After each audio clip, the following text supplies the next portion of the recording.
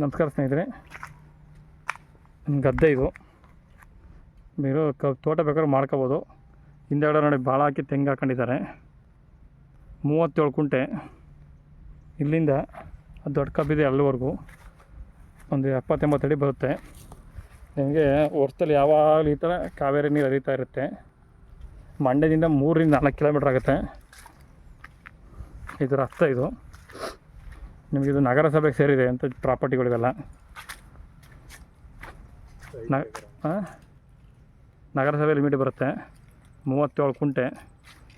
ನಿಮಗೆ ಅಮರಾವತಿ ಹೋಟ್ಲಿಂದ ಒಂದು 2-2.5 ಕಿಲೋಮೀಟ್ರ್ ಆಗುತ್ತೆ. ಮಂಡ್ಯ ಅಮರಾವತಿ ಹೋಟ್ಲಿದೆಯಲ್ಲ, 2 ಕಿಲೋಮೀಟ್ರ್ ಆಗುತ್ತೆ ನೋಡಿ. ಅದೇ ವಿಲೇಜು, ಅದು ಕಾಣಿಸ್ತಿರೋ ವಿಲೇಜ್. ಅಲ್ಲೇ ಮೇನ್ ರೋಡ್ ಬರುತ್ತೆ. ಅಲ್ಲಿಂದ 1.5 ಕಿಲೋಮೀಟ್ರ್ ಹೋದರೆ ಅಮರಾವತಿ ಹೋಟ್ಲು. ರಸ್ತೆ ಇದು.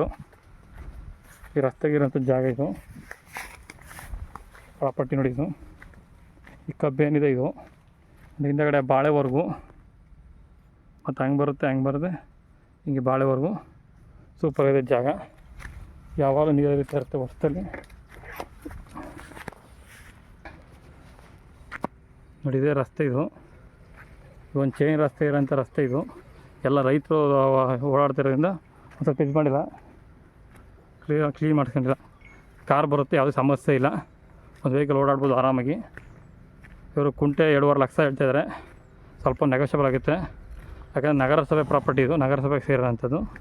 ಮಂಡ್ಯ ಸಿಟಿಯಿಂದ 3-3.5 ಕಿಲೋಮೀಟ್ರ್ ಆಗುತ್ತೆ ಅಷ್ಟೇ ಜಾಗಕ್ಕೆ. ಸೂಪರ್ ಆಗುತ್ತೆ ಜಾಗ.